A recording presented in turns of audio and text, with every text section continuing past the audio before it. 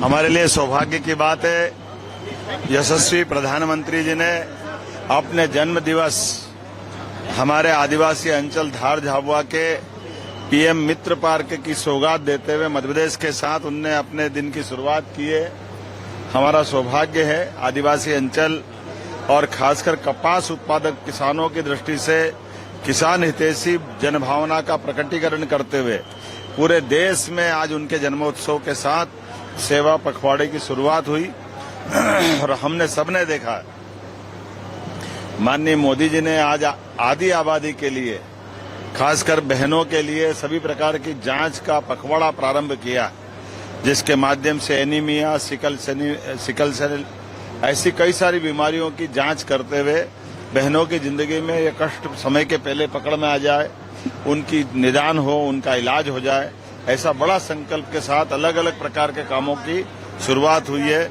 हमारे लिए और आनंद इसलिए भी है, पीएम मित्र पार्क के माध्यम से लगभग 6 लाख किसानों के कपास के उत्पादन की खेती की फसल को यहाँ पर धागा बनाकर कपड़े से फॉरेन तक का एक सफर हमारा मध्यप्रदेश करेगा, जिसके माध्यम से कई प्रकार के लोगों को रोजगार मिलेगा।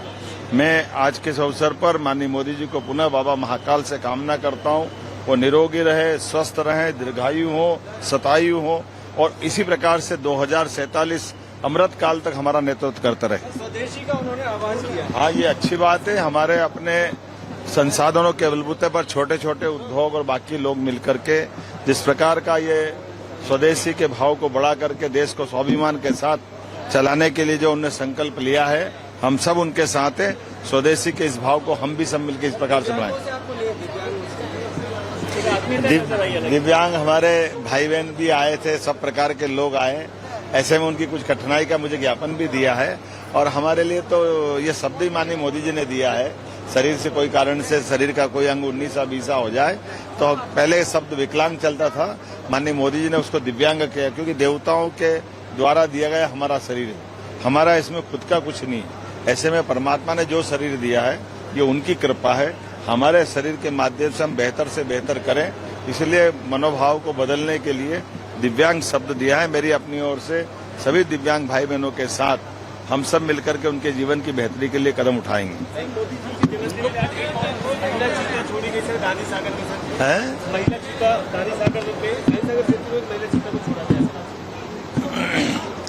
देखिए, आज से 3 साल पहले 2022 में चीता प्रोजेक्ट का शुभारंभ माननीय मोदी जी के माध्यम से हुआ था।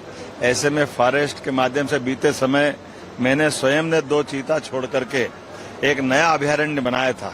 ऐसे में वन्य प्राणी को अपने आवास में खुले रूप में छोड़ने के लिए, चीता परिवार बढ़ाने के लिए सफलता के पूर्वक पुनर्बसाहट का काम चीता परिवार का हमारे प्रदेश में और भारत में हो रहा है। ये एशिया का पहला चीता प्रोजेक्ट है, बल्कि दुनिया का, क्योंकि जहां पर चीते की पुनर्बसाहट के प्रयोग पहले हुए हैं वो सारे फेल हुए हैं।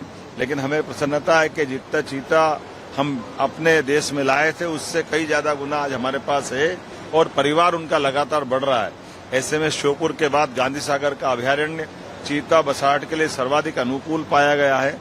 2 चीता हमने पहले छोड़े थे, अब उनका अपना परिवार बढ़ाने के लिए एक मादा चीता आज छोड़ी गई है।